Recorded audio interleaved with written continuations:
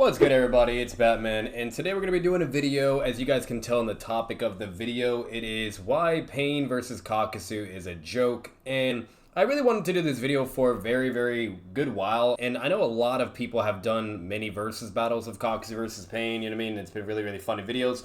One of my favorite ones, and shout out to Daigo Knight, is where he did like why the summoning path of Pain alone would like slam Kakuzu and so on and so forth. But either way, this is not really going to be a versus battle. It's mainly going to be a Naruto analysis of comparing the two, Nagato, the God, the Sage of Six Paths versus Kakuzu, you know, the immortal, the one that has been alive for eons through even the first Hokage's era and even fought the first Hokage. And it's basically going to be a nice little comparison and contrast of seeing these two characters in the manga, the anime, and even the Naruto game itself. We will be including that as well.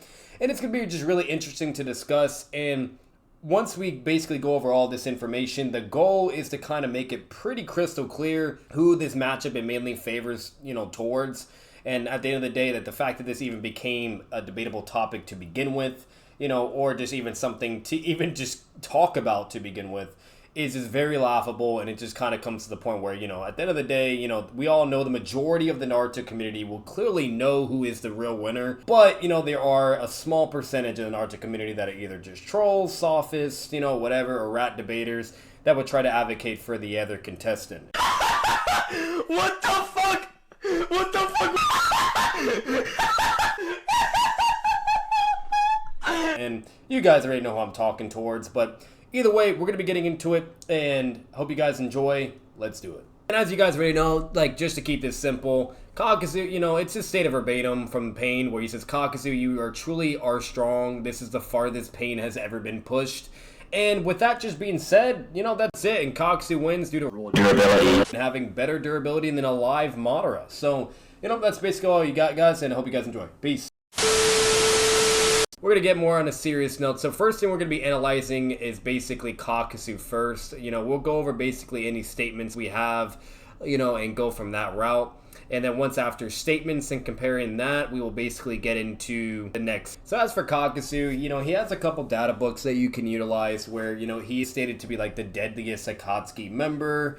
He's also, you know, he has like his diamond armor, which is a highly versatile jutsu that increases the destructive force of unarmed attacks and increases defense capability to its maximum by sending chakra throughout the body to harden the skin. Although it, you know, it's not that perfect. It cannot be moved once he's utilized the technique, and there is nearly no jutsu other than lightning style ninjutsu that can defeat the diamond morph armor. So, you know, there's that as well to put into consideration, but not all jutsus are ineffective. There are some that can work, but lightning is definitely most effective against Kakuzu due to elemental weakness. And, you know, even just stated in the manga where you know, Kakuzu says, good eye, its true physical attacks are virtually useless against me. And if you guys analyze the definition of virtually, you know, then basically what that means in a simple consensus is, you know, the majority of attacks won't work, but there are attacks that can still be effective against me, even if they are physical as well. So it is a very strong defense, but it's not a perfect defense. Next statement that we get into is to where it's stated where after Hidan tries to attack basically the Two Tails Jinchuriki, he says, I missed, but then again, my attack speed is the slowest and my aim's the worst among the Akatsuki, so I probably can't hit you anyway. And basically it originates from there, and this is important to put into consideration because this does eventually have correlation to Kakuzu, so do keep that in mind. And as we further get into it, Hidan tries to ask the Two Tails to surrender, and basically she gets pissed off, and he'll say, I take that as a no then, and then Kakuzu actually gets worried and shows like a sign of stress and says, are you an idiot, Hidan? Into the fight that they have with the Two Tails where it's fully transformed. And, you know, Hidan says this is the two-tailed cat demon that's been called a wraith. You know, I guess that makes me a trapped mouse then. You know, and mind you, this does have correlation to Kakuzu, so do keep that in mind as well. And then we get further into with Kakuzu and Hidan's, like, relationship where they're talking to each other. Or Kakuzu says it's your turn to carry him. And then Hidan responds back with an attitude. Then Kakuzu gets pissed off and he's like, I swear I'll kill you someday. And then Hidan's like, oh, please, Kakuzu, not that again. Which is a very general pattern and a certain line of consistency that does happen between the two. So do keep that in mind as well. Then there's a statement from Asuma where he says the Akatsuki were strong enough to defeat Chiriku. Their abilities are formidable. You can never let your guard down around them. And he's referring obviously to Hidan and Kakuzu. And there's even a statement where we have Kakuzu to basically where he is like, I can have no other companion and there's a reason for that. And he says all those who have paired with me in the past have died. And basically implying that, you know, he can't kill Hidan because due to his immortality. And the reason why this is important is because when he's stirred, the killing instinct in him awakens. And basically, you know, he says Hidan is unkillable. And that's why our partnership works. Then we have all the way in the instance where Kakashi is fighting against Kakuzu and Hidan. He says these two, they're strong, especially the one with the mask.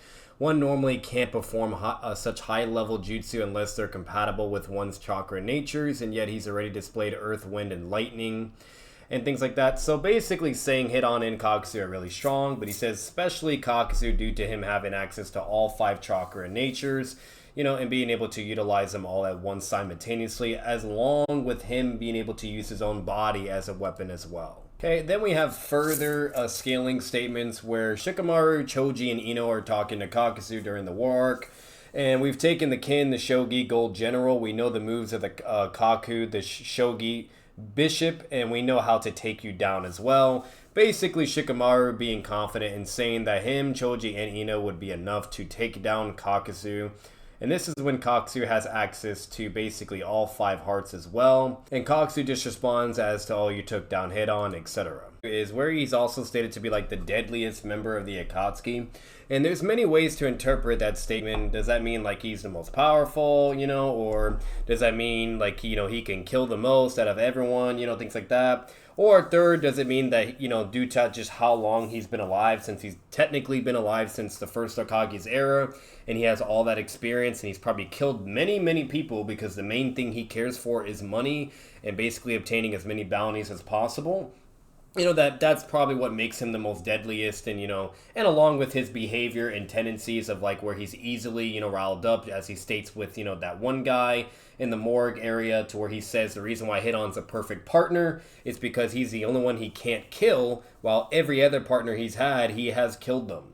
Because he's just so bloodlusted. So with him being the deadliest Akatsuki member, it's more than along those lines of logic and reasoning. But, you know, at the end of the day, everyone always has interpretations and where they try to lead it to. But just want to kind of put that out there. But that's the most you basically have for Kakuzu. He doesn't have a lot of narrative statements, if I'm being really honest with you. The only other statement he has that's, you know, pretty good for the narrative is where Asuma says that, you know, these two are stronger than me, and he's referring to Hidan and Kakuzu, and, you know, basically saying they're at a disadvantage, you know. So overall, that's the main narrative statements that Kakuzu has. As when we go down to Pain has a lot of very good narrative statements, and he just has an abundance amount of narrative statements in comparison to Kakuzu. It's kind of not fair, for being honest, but as we get into the first statement in Data Book of Pain, where it's basically the pupils of the sixth path, a god created by the cycle of war, hunting Jinchuriki and capturing tail beasts, the Akatsuki work in secrecy. They are led by Pain. There's only one clue to unravel the mystery of his face, his eyes that possess the Rinnegan. This god, who declares that Pain made him grow up, has something for the world. Is it peace or destruction? All of humanity, all nations, the entire world, they will know Pain. So as you can already tell immediately within this data book of Pain, or even Nagato, like, he's clearly a very big deal. He's already having, like, a very big narrative emphasis of being, like, that guy, and being, like, a god or some type of unstoppable force, right? And as we get further into it, the next statement for Pain, an invincible god and untold mysteries.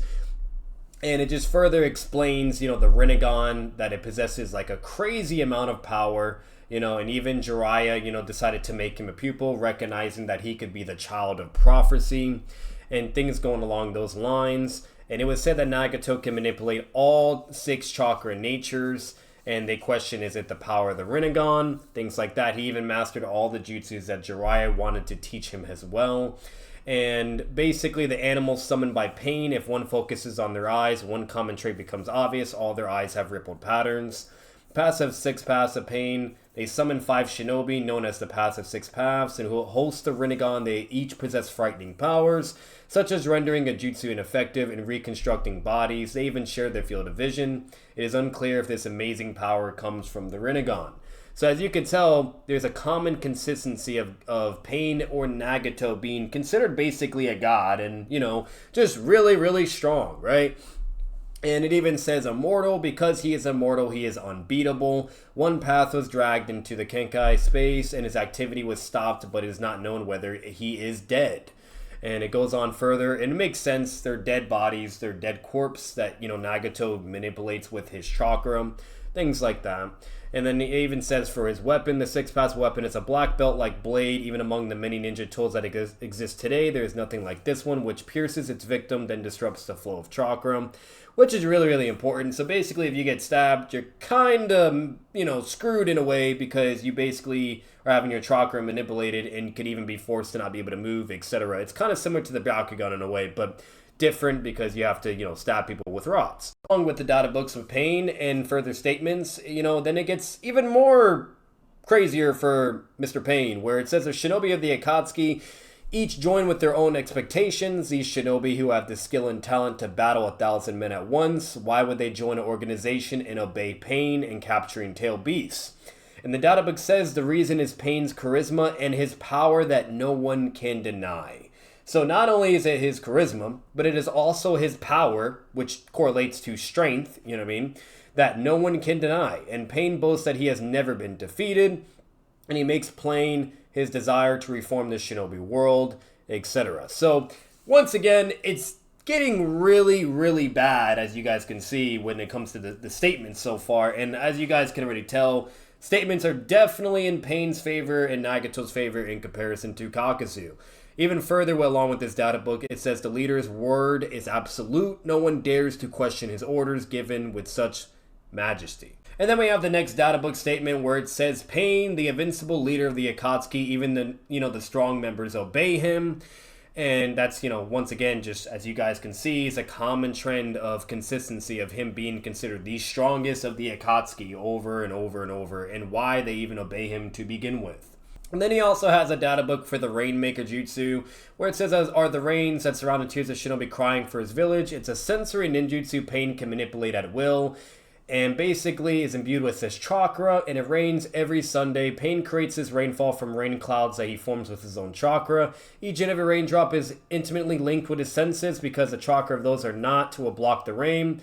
Pain is able to sense the presence of intruders. Pain always applies his jutsu when he leaves the village, maintaining watch over the village, which is pretty cracked, because this guy can basically leave his village and be away and then just sense any threats that evade while he's not even there, which is really strong, because if he leaves his summoning path of Pain, he can then summon all of them back, and then there you go, they can deal with the intruder, etc. And he was even able to detect Jiraiya. And what's even more impressive about it, which will eventually show it, is he can even detect your power level with the rain jutsu. So not only does it provide sensory and basically the ability to know where you're at and to detect people, no matter where he is and it's connected to him, he can even tell how strong you are, which is pretty strong. Okay, and then the next data book jutsu that he also has is basically the art of impersonation, and this jutsu is pretty fucking strong. Basically, Pain determines how much chakra to allocate and evokes the jutsu. Pain basically will send a portion of chakra of Akatsuki members to his target, creating a duplicate of that member, which to battle, and the abilities of the duplicate are proportional to the amount of chakra that is sent to it, and can use the abilities of the original person.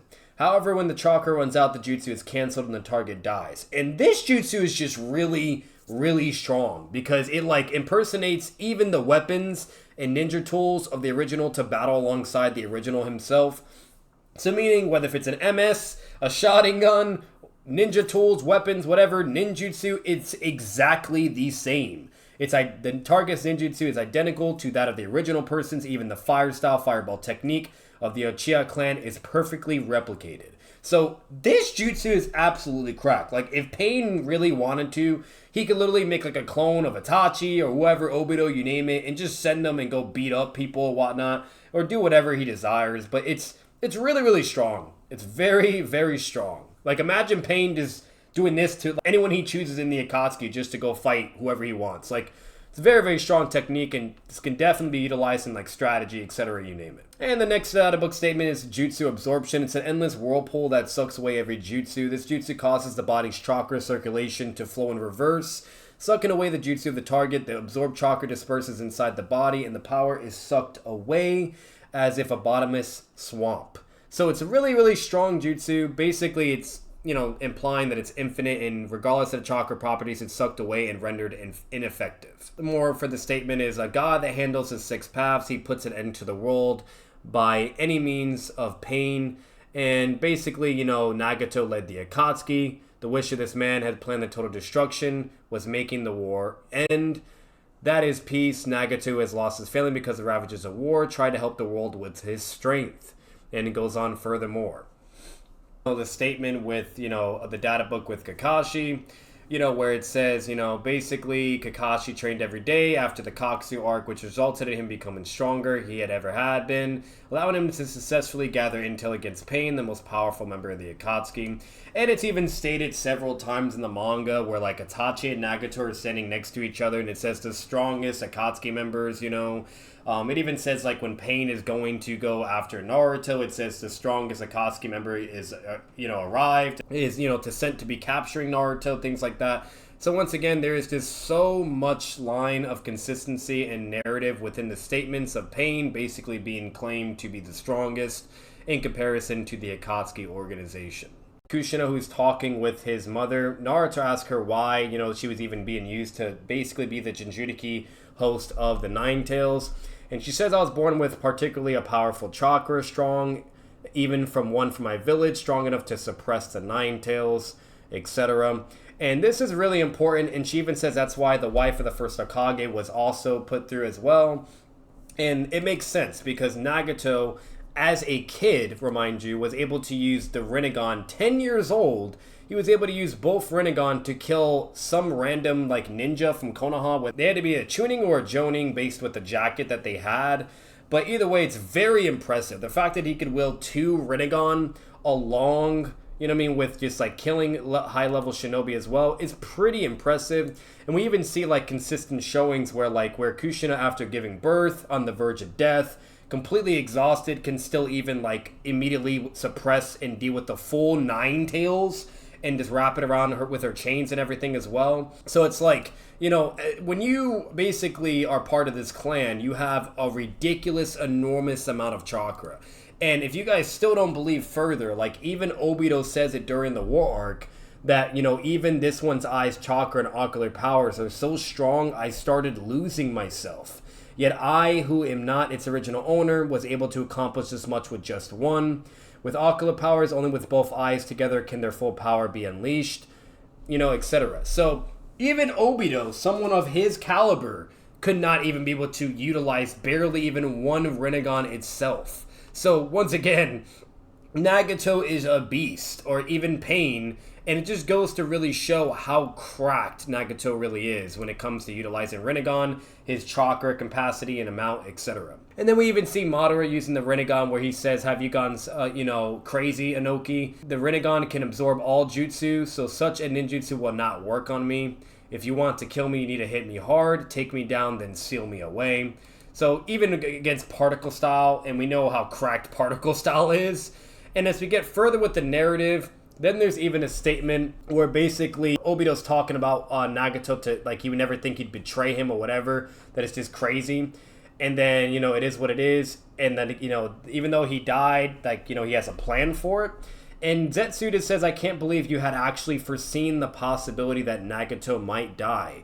And then Obito says that's a precaution, but we've definitely fallen off my ideal path. Thanks to the, you know, Naruto, he caused our plans to shift, you know, and so on and so forth, you know. So overall, like we have Zetsu and even Obito believing that they would never think Pain would be defeated or die, but Obito just in case had a contingency plan. And Zetsu's like, you're on crack for that.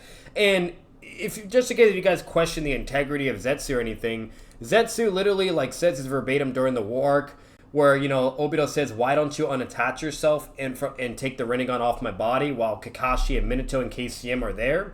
And he says, no, the moment I separate from you, these two will kill me before I grab the Rinnegan. Have you forgotten that I was the Akatsuki's intel gatherer? I know the strengths and abilities of these two. So that alone just like blatantly shows in correspondence with what he was saying about Pain, that would further deduce the transparency in him basically gauging Pain and Nagato over all the other you know, Akatsuki members such as Head-On, Kakuzu, Sasori, Datara, things like that.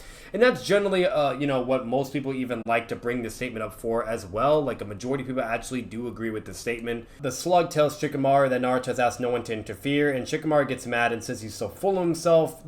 Pain destroyed our village. He wants to fight them alone. He's like, no. And then his dad interferes, and he says, if he's mastered Seijutsu, he's in a class of his own. Our best teamwork is to stay out of his way and not to be a drag on him. And you need to be patient here, Shikamaru.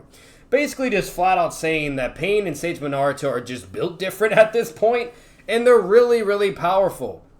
So meaning, Shikamaru, knowing everybody that's in the village, considers Pain and Naruto to just be in an entirely class of their own, and that anyone that would even try to get involved to help would just be a nuisance and a burden to Naruto, and it would just be counterproductive. You know, a fodder range shinobi is talking with Jiraiya, and he says the Civil War has long been over, and we're the ones who won, and Jiraiya starts sweating and very surprised, and he says that's why Lord Pain is a legend. He defeated the Hidden Rain Village all by himself.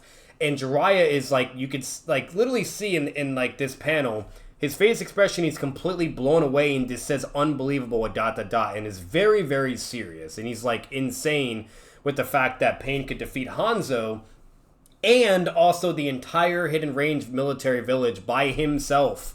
And he says no matter how powerful this Pain might be, there truly were no shinobi that didn't know the name of the previous Hidden Rain leader, Hanzo of the Giant Salamander. He's like, that's right, and Hanzo was vigilant, even given his great abilities. It was very difficult to get near him. He surrounded himself with guards 24/7 and required full-body frisk of all who ever approached him, even children.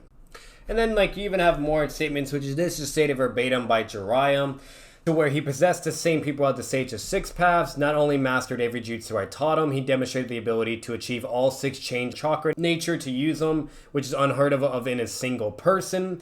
And he possessed power that was well versed in all mainstream ninjutsu, and I mastered all sorts of jutsu by the mere age of 10 using both Rinnegan from Madara Uchiha.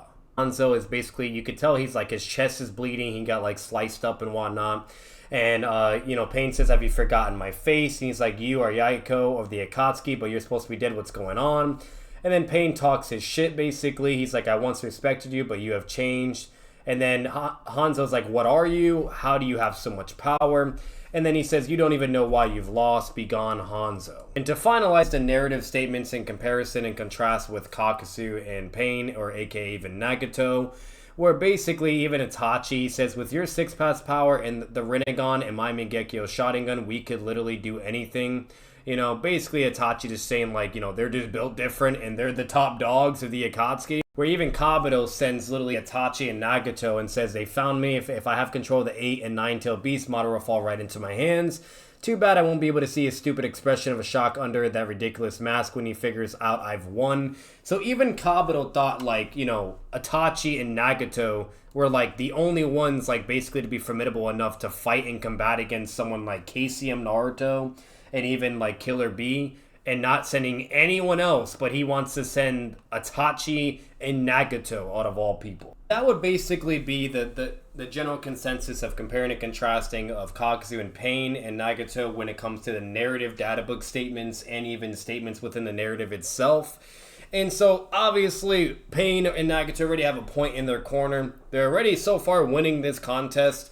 Like, come on, guys. It's not even close at that point. Like, it's blatantly, clearly obvious who has the most strongest narrative evidence in comparison. So, but we'll move on to the next point, which would basically be the video game. This is in Naruto Storm Revolution, where it's basically about the origin and creation of the Akatsuki. along with giving some more origin story detail with Itachi and Shisui, and also Minato. To get into the canonicity of this game, or whether to argue if it's canon or not, I will eventually have a video in the future explaining why the certain Naruto games are canon, along with certain movies and even the anime itself. But that will be up for a whole other video entirely. But like I said before in the beginning of this video, we were going to be going through every layer of Naruto scaling that we have available, which would include the game. So that's what we're going to be getting into. And this game does give us a direct comparison and contrast between Kakuzu as well. So, as a matter of fact, where it gets even really, really bad for Kakuzu, we even see Pain fighting against Kakuzu. He's actually sent from Obito to go get Kakuzu while Obito goes to retrieve Itachi. And the way the conversation starts is they both basically start talking shit to each other. So Kakuzu talks to Pain and says in response that I don't want to join the Akatsuki. I don't care about that junk. The only thing I care about is money. Pain responds and says whether you care or not isn't the issue. I insist that you join us. And Kakuzu says you are pretty bold, aren't you? And he says, or you are a fool who doesn't know who's stronger. So he's already flexing and trying to be alpha in this situation. And then he says, it doesn't seem like you're worth anything. And then Pain says, so you wish to fight me? Fine, have it your way. And if I win, you will join the Akatsuki. So basically, that's what occurs in their first interaction with each other. And then basically while they're fighting, Pain says, know the power of a god and tremble in fear. And then Kakuzu says, it seems you are no ordinary ninja. And this is dialogue that's taking place while you're playing the game and fighting Kakuzu. So it's narrative dialogue that's occurring between the two characters. Kakuzu says his eyes don't look normal. Could it be a type of Sharingan? And then Pain says, join the Akatsuki. That is your only path in life. And then Pain roasts Kakuzu right when he beats him. And he says, did you dream of triumphing over me? How laughable. And mind you, this is only Tendo Pain, by the way. And Kakuzu's kneeling over him, and Tendo Pain says, you have lost, Kakuzu. And it's basically, that's it. And then Kakuzu says, but this power of yours, what is it? And Pain says, I am a god who has saved this world. So once again, as you guys can clearly tell, Kishimoto is constantly within the narrative, statements, you name it, etc. The emphasis is very strong with Pain or Nagato being a god, right? And then just clearly being above certain members of the Akatsuki because, he's a god and he's literally the top tier and even the leader of Akatsuki, And as we get further more into the game, we even see Pain no diff for Orochimaru, one of the legendary Sannin, where he does one Amadi push while Orochimaru tries to blitz him. And sends him basically flying across the goddamn, world, or looking like a pretzel, like a snake. And then Orochimaru just concedes right after, and just even himself says he can't take the Rinnegan on. Then we see Kakuzu again fighting against Hidan, where he's basically, him and Orochimaru were sent to retrieve Hidan, and Kakuzu is showing basically equal scaling to fight against Hidan the entire time. Hidan's able to tank a fire style, wind style combo attack from Orochimaru and Kakuzu, which is actually very impressive. Goes to show how strong his immortality is. And Kakuzu continues to fight Hidan, they go on, and eventually they're able to, kind of persuade him to join the Akatsuki after fighting for a good while. And that's basically all the information you have for the video game for Naruto that basically has any, scaling remotely for Kakuzu and Pain's interaction, along with Kakuzu's interaction with other Akatsuki members. And, that's about it. There's probably even further more evidence in the game to what Kakuzu can do with scaling and even along with Pain. But I haven't played the games and I haven't gone over them in a long while. I just only knew about Naruto Storm Revolution. And not only that, unfortunately, Naruto Storm Revolution is the only game that has an abundance of evidence that you can actually argue to be canon.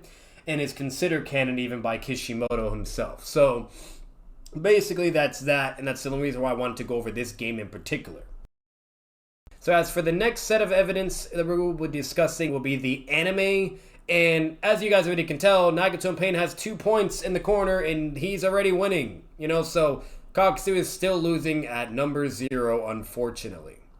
The only feats and statements we have basically Pain fighting against, Sage Mode Naruto, where he's basically able to go blow for blow with the guy and have a very competitive battle, and which is very, very impressive because Sage Mode Naruto is very, very strong, and even stronger than basically, the Naruto that fought Kakuzu in that arc where he only had, a baby QB amp, and along with, even base Naruto as Pain, where, he's fighting against V2 Naruto, which is Six Tails. He's literally going blow for blow. He's tanking attacks and whatnot, getting hit, which is very impressive because when Orochimaru got hit, he was like disintegrating immediately and getting burned and whatnot. While Pain can tank multiple blows, he can, even like in the anime even applies that he can be killed, but then Nagato could just put chakra into the body and bring it back to life, which is really, really crazy.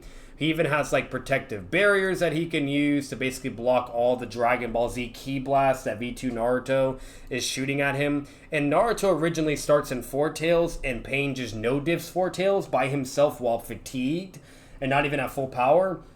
He just does universal pull and basically wraps a bunch of wood and rocks around him, and then throws his rod and makes the V2 Nine Tails Naruto be on fire. And then it transforms to Six Tails because he gets pissed off.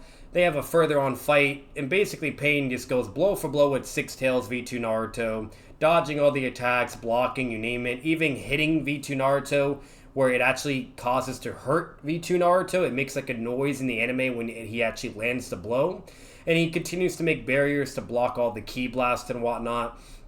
He like cuts up apart like big rocks and trees, with his Shinra Tensei to like slam it on the V2 Six Tails. He even says V2 Six Tails is fast. He never says that about Sage Mode Naruto.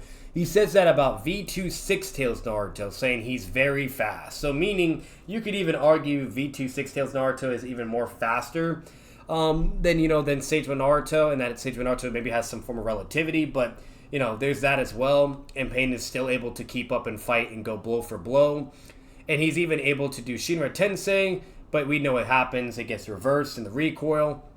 But to be fair, Pain isn't at full power. He's very, very fatigued at this point, and so basically that's the reason why he more than likely wasn't able to successfully do that. But as we further get more, Pain runs and runs, and he's able to outrun and outspeed V2 Six Tails Naruto, which is very, very impressive. Before with Sage Mode Naruto, like Pain's able to catch his attacks, he's able to go blow for blow with kicks and punches. And this is the summoning path of Pain that can go blow for blow with Sage Mode Naruto, which is very, very impressive. And even the summoning path is able to tank multiple taijutsu blows when you can't even see him, which is very impressive. And Naruto has to land 2 Sage Art Risingans in order to take him out. He's even able to hit Tendo Pain multiple times, and Tendo Pain's blocking over and over. And he's able to also survive the attacks and not get one shot or anything. Even able to tank a kick as well and block it accordingly. Furthermore, to finalize the anime feats for Pain and Nagato, we even see like Pain go to fight the Six Tails Jinchuriki, to where he's able to shit on the V-Tail Six Tails Jinchuriki. Like, he absolutely just slams, The summoning path of Pain can react to his V2 attacks, stabs the tail on the ground. The summoning path of Pain can absorb his, his heat ninjutsu. The chameleon is able to blitz and immediately restrain the V2, Jinchuriki, which is a common consistency that actually occurs, which is very relevant eventually for when we show the manga as well. And Tendo Pain can even do a Shinra Tensei to completely fold the V2 Six Tails, is able to beat it up. And basically is able to throw rods and immediately blitz all its tails and literally depower him. And then have the Asura Path of Pain basically shoot a bunch of missiles and then shoot its like head cannon blast and basically blow him the fuck up, and he just gets completely just beat up and done, and he was just down for the count. And then Pain basically captured the Six Tails and basically low diffed the Six Tails. The Six Tails did land one blow on one of the passive Pains, but it was technically an off guard moment. What's it called? Like, he didn't expect it to escape. He thought it was captured. But either way, regardless, Pain, he would just revived those two and then, went on from there. But now for Kakuzu, it just, once again, guys, it gets really, really, really bad. So, like, I'm really, really not trying to crap on Kakuzu, but it's really bad, So, we get with Kakuzu in the anime. He's shown, like, to have a 1v1 fight with Hit-On. He speed blitzes Hit-On with like his tentacle punch, but Hit-On doesn't even move and allows it because he's immortal. And then basically, like, what's it called? Hit-On takes it out. He gets his blood. He kills one of his hearts immediately. And Kakuzu says, "I'll kill you." Hit-On says, "No, you can't." And just goes on from there. And when we see when they're partners, Hit-On is able to piss Kakuzu off. Kakuzu like does diamond armor on his hand, and he immediately goes to swing at Hit-On, and Hit-On can block his attack, showing that they're blatantly equal to each other in scaling. You see Kakuzu go to fight the monk with Hit-On, and he's getting speed blitz multiple times with the spiritual punch move, and just getting hit over and over along with Hit-On. And basically they're losing in a 2v1 situation, you know, and things like that. So there's that as well to put into consideration. When he tried to have like a taijutsu exchange with the monk and he used diamond armor in his fist, the monk immediately reacted and just like dealt with his attack effortlessly and just basically, you know, bitched him like he was nothing. So they ended up succeeding in killing the monk at the end of the day, but, you know, just want to put that out there. It's anime only feats, so it is relevant to bring into the discussion. To get further into the anime, we eventually see Kakuzu fight the two Chunin. There's actually more feats in the anime where he's basically struggling to high tier Chunin. Now, even though they're Chunin, I'm not going to be dishonest and downplay Kakuzu because of that. These are technically the like peak of the Chunin. I mean, they're pretty strong. They're at least blatantly Jonin level, and they're able to like give Kakuzu a run for his money. He actually even says it verbatim that they're giving me a good, you know, run for my money. And they're able to, like, you know, fight against his tentacle attacks and, you know, try to go blow for blow with him. And, you know, even their weapons able to be faster than his tentacles. And, you know, they give him a decent fight, but Kakuzu is able to overpower them and beat them.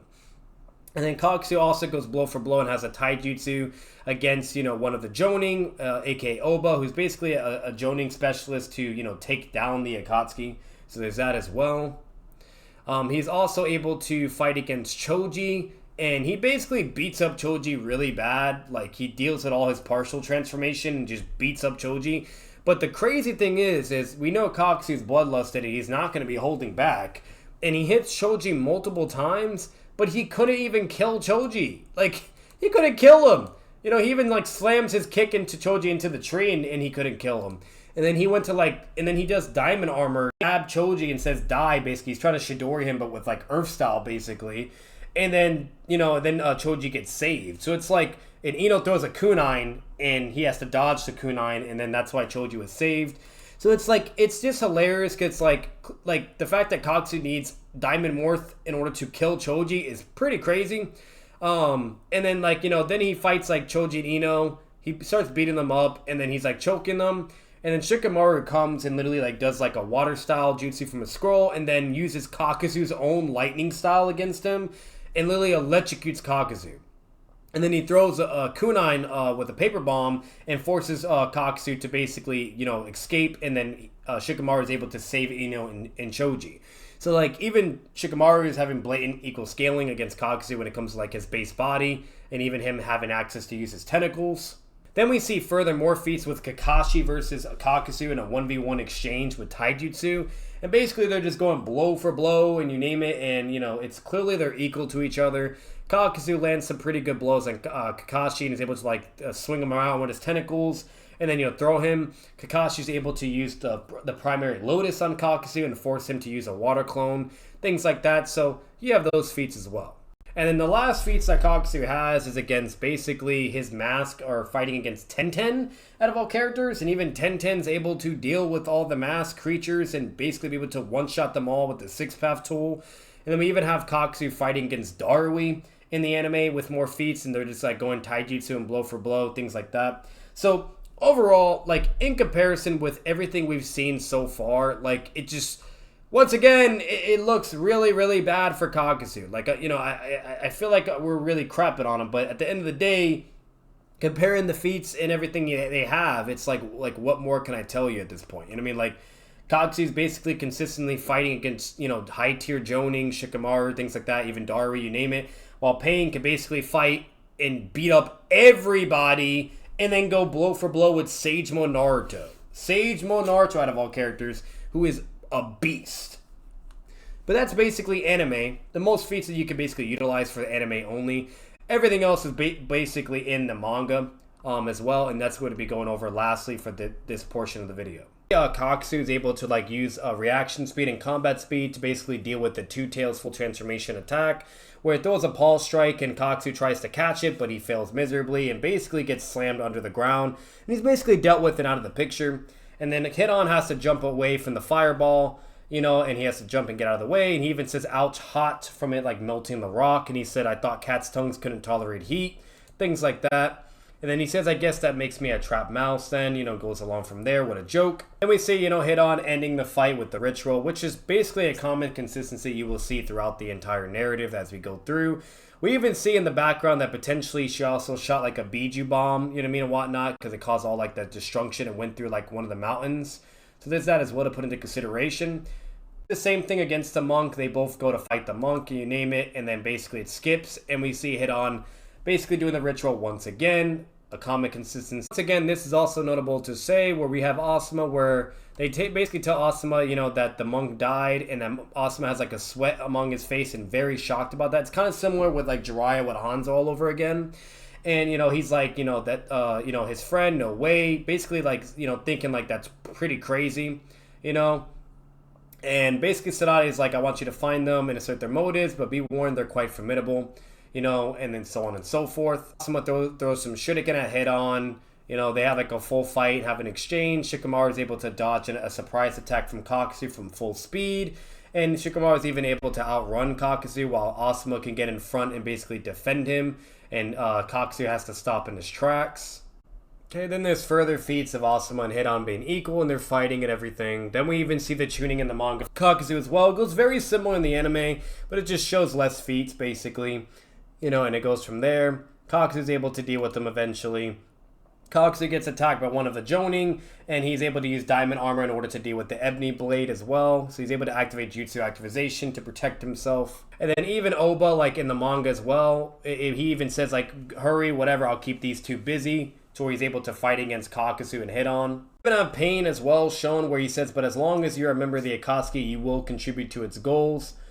Things like that. Basically, flexing his power and saying that, it doesn't matter what you want to do, you got to listen to me. Where, Hit On wants to go back in the same route to go kill all those people. And then even Kakuzu is like, are you stupid? We'll be ambushed. We'll take a different route to Konoha. After all, it's Jinchuriki we're after. So even Kakuzu is being like calculated and tactical and doesn't want to get ambushed by a bunch of, elite Konoha shinobi and etc.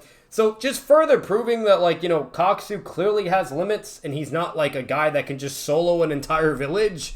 But, there's that into consideration. Then we see Kakuzu have his 2v1 fight with Shikamaru, where basically, Shikamaru is like pressing him with his shadow possession, and Shikamaru throws a paper bomb, it goes from there.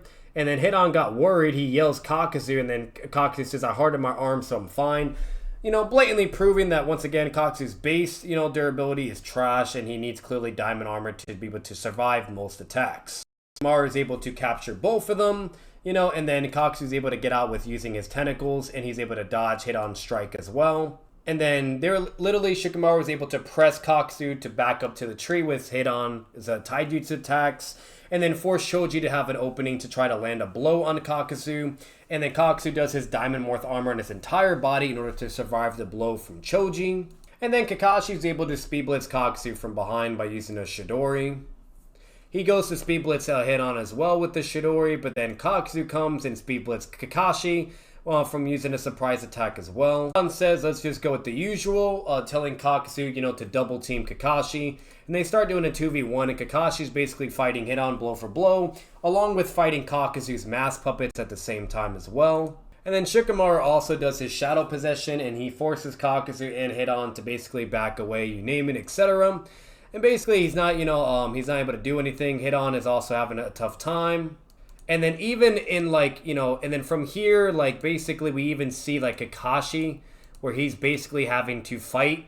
Kakashi comes up to Kakuzu and he says, you're mine, basically not allowing Kakuzu to help against Shikamaru with Hit On. And then Kakashi is going in exchange with ninjutsu while Kakuzu uses a fire style enhanced with wind. And Kakashi is able to momentarily delay the attack with water style, which is very impressive on Kakashi's part. And pretty bad for Kakuzu because, once again, he has the elemental advantage, yet Kakuzu's not able to go through it immediately and kill. Speed blitz Kakashi from the behind eventually and land some tentacles and grab him to the ground. Eventually, Kakuzu loses the heart due to Shikamaru outsmarting and using Kakuzu's blood. But Kakuzu is still fighting. He transforms into his transformation to become stronger and to have range attacks and be faster. Even Kakashi says he's fast, and Kakuzu is able to speed blitz him in close range. Then Yamato and Naruto come and use Wind-style Rasengan along with a Water-style Torrent, and basically are able to deal with Kakuzu's Fire-style Wind-style enhanced attack. Kakuzu even says another weirdo shows up and is already disheveled, and it's based Naruto, basically saying he's already fatigued. And then Naruto goes to run at Kakuzu, saying, yeah, 5 hearts, 3 more kills, I got it. Even Yamato's impressed with Kakuzu being a formidable opponent to Kakashi, saying no wonder Kakashi had a hard time, that he's a mid-distance fighter, and he could use several different chakra changes in nature. And then basically, Kakuzu deals with Naruto's shadow doppelgangers, and he says he'll never win with that. Naruto, while with a small baby QB imp, says based on his assault speed and battle style, he's going to need at least 3 doppelgangers for the diversion alone. So, and then Kakashi is basically saying that, he's mastered how to use shadow clones and utilize them for strategy. Then Kakuzu sees the ability that Naruto does, the Rising Shuriken, which is only 50% complete, remind you. And he says, what is that jutsu? He has a sweat on his face. He's like, if I get hit with that, that'll be really bad. I must not let that happen. And Kakuzu deals with Naruto's shadow clones, and basically Naruto is able to get behind. Kakuzu deals with more clones. He's able, basically he's dealing with one of them, in the air. So it's 3 of them that are charging, right? He deals with 2 of them with ninjutsu, deals with the other one with the tentacles. And Naruto's able to get behind, and he would have speed blitzed Kakuzu, and even Kakuzu looks at him, and he's like, And then he basically turns, but it would have been too late, and Naruto would have killed him right there and then. But the jutsu basically fizzled, and it fell short. And then Kakashi, says his boy is always full of surprises. He runs, Yamato runs, they both are able to press Kakuzu and save Naruto. So even while Kakuzu is in his strongest form and has more chakra and faster, Kakashi and Yamato can still combat against him. Kakashi basically cuts, his tentacles. Yamato also, tries to hit him with wood style. Kakuzu has to dodge. Then Yamato is able to force him and press him back as well. Kakuzu goes to his final transformation and basically says, I better shift to a long-range style instead of mid-range. And then Yamato gets worried, he's sweating, he's like, he didn't just transform, that's a lot of chakra. He's preparing for Naruto's jutsu. Naruto does the same strategy again, using only 3 shadow clones, but he was actually running along with his doppelgangers, and he basically set Kakuzu up and basically had him pretend like the original was actually behind. Kakuzu basically, the speed blitz is the shadow clone that was in front of him, and he says he was in the crowd, and he's not able to react fast enough to deal with Naruto from behind. Gets speed blitz from Naruto and basically is blown the fuck up. And then even Kakashi says if Naruto basically didn't show up, that he didn't even need to use the Mangekyo Sharingan this time. But if you hadn't shown up when you did, I would have had no choice. And then I'd be in bed right now, basically implying that he would have defeated Kakuzu with the MS Sharingan bare minimum. Because Sakura asked him why he wasn't in bed. And then he says, you're strong to Naruto, you may even surpass me eventually. And Kakashi even roasted Kakuzu. He even told him, you fight the first Hokage. I guess I can't blame you for seeing us as kids. And here you are dying, hugging the earth like a worm. One by one, the new generation will catch up to you and they will surpass you in the end. Basically saying Naruto surpassed him and beat him, etc. Or even Shikamaru, Ino, and Choji were able to dodge Kakuzu's fire-style attacks and ninjutsu attacks. In the anime, they're also able to do the same multiple times, even to the lightning style and fire style as well. In the war arc, we see Kakuzu running along in sync and formation with Itachi, and we see that. Then we see Kakuzu pull up in the war arc where he's basically talking to Shikamaru, Ino, and Choji. And he has all 5 hearts, and then basically, we gotta take him down 5 times. He also gets speed blitzed by the 2 Chunin that were able to surprise attack him as well. And basically, Kakuzu uses his mask hearts and he goes to fight everyone. And it basically moves on from there. And Shikamaru's dad tells Dari to he tells the 2 Chunin to help Dari take Kakuzu down. Kakuzu uses Earth style, Dari uses lightning, so he's basically the counter. And then he tells Shikamaru, Ino, and Choji to go fight against Asuma. Tenten's also shown in the manga to deal with the mask as well. So the mask are literally 10-10 level. And it's shown with Choji basically subduing Kakuzu. And so Darui, and with the combined effort of the Chunin. And eventually Choji coming along, he was subdued and dealt with. So that's basically what you have there. Then we see Nagato and Itachi. And they come through. And the people that they're having to fight against is Casey and Naruto. Where Nagato is basically able to pull Naruto and not get speed blitzed. He's also able to summon his summonings and give Naruto a hard time, while the dog is able to tank a Rising Shuriken from us freaking KCM Naruto and is still perfectly fine. to do a mighty push on Amaterasu. He's able to move so fast that Naruto didn't even know where he went and couldn't even perceive him. And he says, where did he go? And then he gets speed blitzed by Nagato with Shinra Tensei using the chameleon to hide. And then Killer Bee basically runs up to Nagato, tries to land an attack in V2, and he dodges the attack with white hair and a crippled body, mind you, not even at full power. Then Killer Bee does the lariat. He lets Killer Bee hit him. He takes his chakra. He now has red hair, basically implying that he's at full power. He is able to speed blitz KCM Naruto with the chameleon and then grab his soul. He's able to send Killer Bee away with the Shinra Tensei as well. And then while he is ripping Naruto's soul out, Naruto tries to hit him with a Rasengan, and he just effortlessly absorbs the ninjutsu, and nothing can be done about it. So basically, and then Nagato literally deals with Killer Bee's attacks with the linked vision. He's able to perceive him, no diff Killer Bee as well, and basically is about to kill Killer Bee and Naruto. He has like a crazy looking like alien weapon pointing at Killer Bee, and is literally about to kill Naruto at the same time in the same process. Then it takes for Itachi to basically come from behind to use a surprise attack and speed blitz Nagato as well. And he was able to do that by severing the vision of the linked vision of the Rinnegan by using attacking blind spots with his Shuriken Jutsu. And then Nagato is able to perform Chubaku Tensei without getting blitzed by Itachi while he has his Susanoo already out in front, which is very impressive because we do know how strong and fast Itachi is as well. And while basically Chubaku Tensei is being utilized, Naruto's freaking out and saying he unleashed his jutsu before. It's really bad. If you get caught in it, you're done for. Even saying Itachi and him and Killer Bee, if they're put in it, they will basically be sealed and there's nothing they could do. And they basically have to use their three strongest jutsu, which is a Ryzen Shuriken, the Yada Beads, and a Biju Bomb from Eight Tails Full Transformation. And literally, that's what it takes to deal with the Chubaku Tensei. And then with the explosion, it created a big dust field, which basically allowed a diversion and an opening, and Itachi was able to speed blitz Nagato with the Totsuka Blade.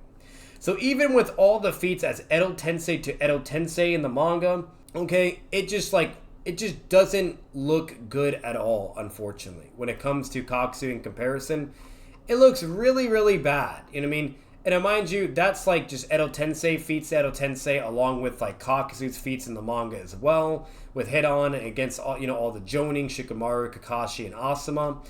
And then it just gets even worse because then we see Pain pull up to the Hidden Leaf in the manga, and he's able to pull up to the village, fight the entire Konoha military, and just beat them all up, okay? He's able to fight against Kakashi. Even Kakashi says verbatim, I can't believe Lord Jiraiya took on 6 of them at once. That's crazy. Kakashi's basically getting beat the hell up and just getting low diff the entire time. And he even concedes and says, Pain, I've got no choice, no chance if I fight them alone. I need backup and I need to let the others know what the abilities of these two are. I have to get a hold of them I have to hold out as long as I can. And Pain is basically killing Kakashi over and over. Kakashi's being forced to use Shada clones in substitution. And then Pain is even able to deal with, like Choji's dad and Choji as well, along with Kakashi being there. He even forced Kakashi to use the MS Sharingan, something that Kakuzu couldn't even do, remind you. Battle, we literally see, Pain, he's able to fight the entire village with his summoning path, all the other paths of Pains, and they're basically putting a lot of pressure against the entire village, and he's spamming all kinds of Rinnegan abilities. So, he's clearly not even at full power anymore. He's getting fatigued more throughout, but he's still able to just slam and body the entire village of Konoha. Pains is shown to beat up Ebisu as well, which is Konohamaru's teacher, things like that. He's able to deal with him effortlessly and all the other people. That Path of Pain does get blitzed by a Rasengan by Konohamaru when he's mentally amped, but Konohamaru wasn't able to take it out, the Path of Pain, either. If he was in the Path of Pain, would not have been able to bring the other Paths of Pains back to life, which was the Ashura path that was eventually taken out by Choji and Choji's dad and Kakashi. Furthermore, backtracking with the whole Seijima Naruto, you name it, and that level of chain scaling and whatnot. Paul literally says, as to base Naruto, you're definitely not strong enough to defeat Pain yet. And mind you, this is along with his interaction with fighting against Seijima Jiraiya. So he's like, so come along with me. I'll train you in Sage Jutsu at Mount Migabuku. The same way I hammered it into Jiraiya Boy. And Naruto says, will it let me win against Pain? He says that I can't guarantee, but right now you ain't got a chance at all.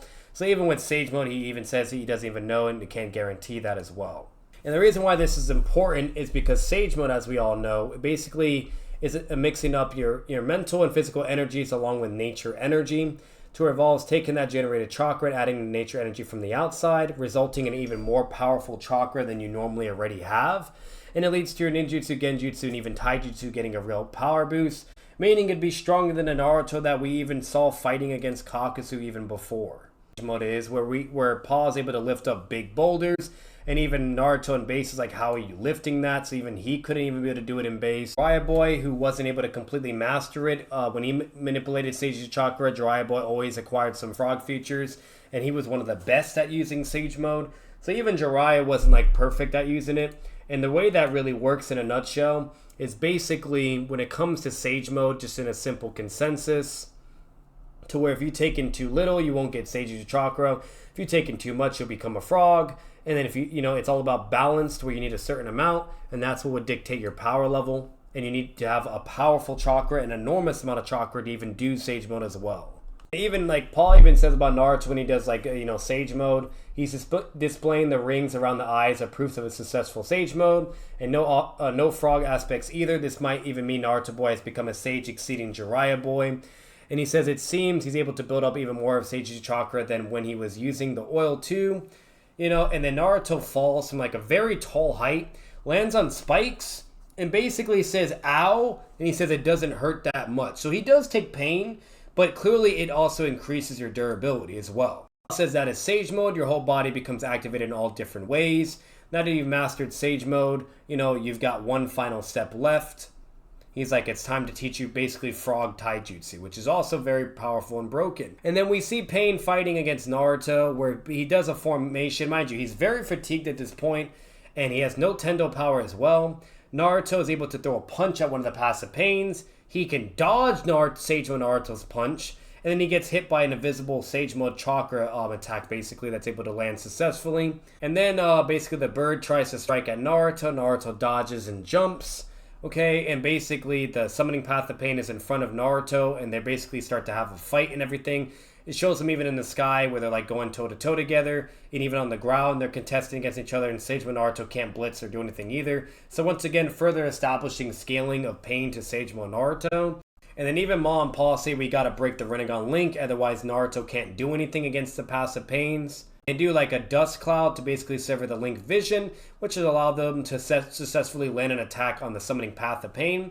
And the summoning path, while even shown in the anime as well, but in the manga, can also take multiple blows from Sage Mode Naruto. Same thing, needs to land 2 Rising Gons in order to take it out. Naruto's also able to fight against Tendo Pain. He's able to land an attack. Pain can still block. He's also able to survive the blow as well. The summoning path can also get in front of the Rising Shuriken thrown from Sage Mode Naruto as well, which is very impressive. And Tendo Pain is able to use his powers as well when it finally returns, and he can repel the Sage Mode Rising Shuriken.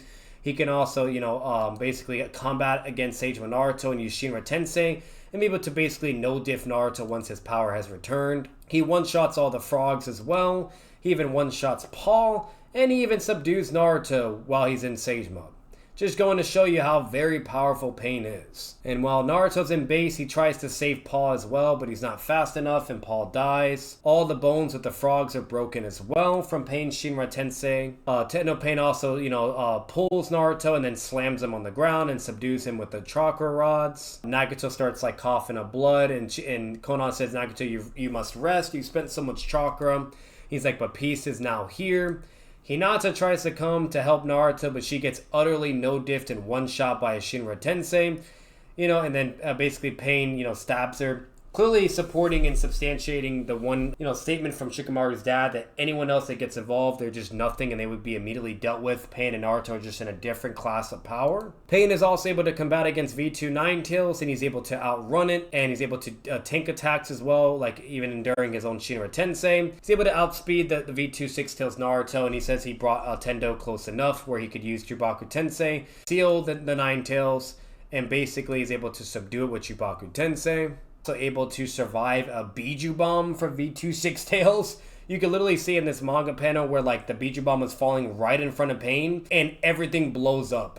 And then the man is literally standing with like his Akatsuki robe, like all ripped up and everything. And he's like, the Ninetales power is magnificent, So like, This man has like crazy durability as well, which is like absolutely insane. And it has like 8 tails out, and it's like clearly fully transforming. Pain's like he dug himself out of the planetary construction. Incredible power. I should enlarge it. He even has more chakra and can even like fully seal half the 9 tails as well. And then eventually we know what happens. Naruto talks with Minato, and basically he's able to escape.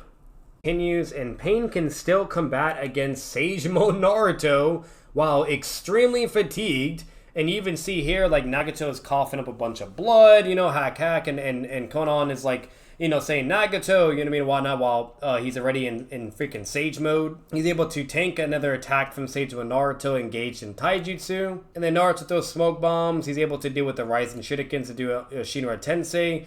He's able to deal with the 2 Shadow Clones to try to sneak attack and dodge the next Rising Shuriken as well that was thrown at him.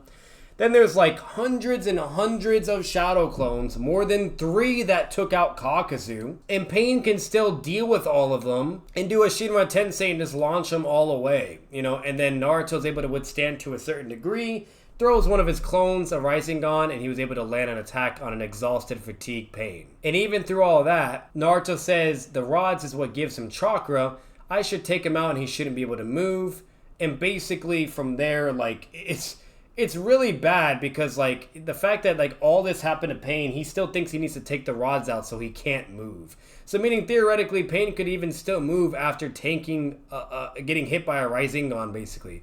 Which makes sense because we technically saw that with Konohamaru. Everything Nagato has been through, the man can still do a Rinnegan ability, and he does basically Geto Rebirth, a Tensei, to bring everybody that he killed in the village, to bring them all back to life. And even Konan's like, if he performs his jutsu at his current chakra level, Nagato would not survive.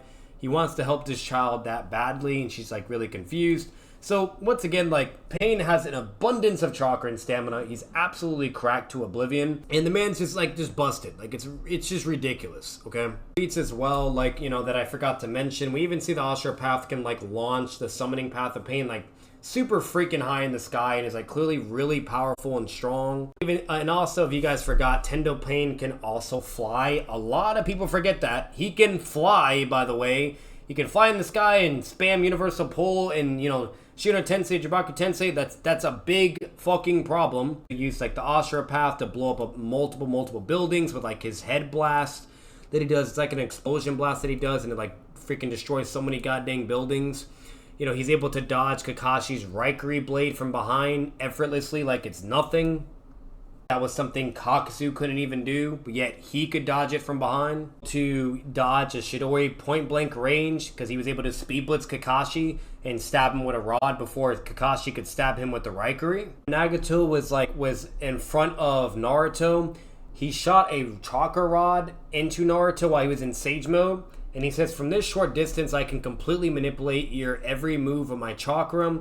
Don't worry, I've avoided hitting a vital spot, for you are an invaluable Jinchuriki. And it took for Naruto to combine 9 tails with Sage Mode in order to overpower in the past when Nagato is weaker, where he's fighting against Hanzo in the Hidden Leaf. He's able to use Shinra Tensei and deal with all the attacks. He's able to move and basically force Hanzo in his prime to back away from him. Hanzo does an attack on his legs, blows him up. He still survives and takes damage. And he says, impressive boy, you escaped even while being hit by my, explosion attack. He's like, you're no ordinary brat, those eyes. Nagato summons the Geto statue and just starts slamming everybody. And then does like a spiritual dragon and literally kills everybody. And then Hanzo says it appears you were in the shadows as the real leader, that you possess the Rinnegan is quite a surprise, and then has to use body flicker in order to escape, otherwise he would have died. Which it gets even really more crazy, is the Path of Pains were able to deal with Sage Mode Jiraiya's attacks effortlessly and block it. And Jiraiya even himself concedes that in Sage Mode, with 3 Paths of Pains only, he will be killed. And that there's literally nothing he can do. Even his fastest attack was not able to land successfully on Pain. So, no matter what, when it comes to the manga in comparison, when it comes to the anime in comparison, even the game itself, okay, and narrative statements, unfortunately, Pain versus Kakuzu, it's just not fair at all whatsoever for Kakuzu. Like, it's blatantly one-sided. It's blatantly favorable to who actually is the top dog, and I hope this video gave you guys some form of educational value. Instead of making this like, you know, a typical versus battle video and going over like speed, blah, blah, whatever you name it, and the same recycled arguments that everybody uses for Kakuzu or Nagato or Pain, whatever, I just wanted to kind of switch it up and do a narrative comparison analysis and, you know, of the manga, the game, and everything, you name it. And I hope this really kind of teaches you and just kind of just blatantly goes to show why it's mainly dominant and mainly favorable for Pain, you know, without even getting into like, you know, all like the debatable type of things, you know, or like what goes, you know, and you know, and you name it. Like, it's really just very straightforward. But I hope all this information taught you guys something. If you guys enjoyed the video, make sure to leave a like, comment your thoughts down below, subscribe for more content, subscribe if you guys love the channel. As always, Batman's out.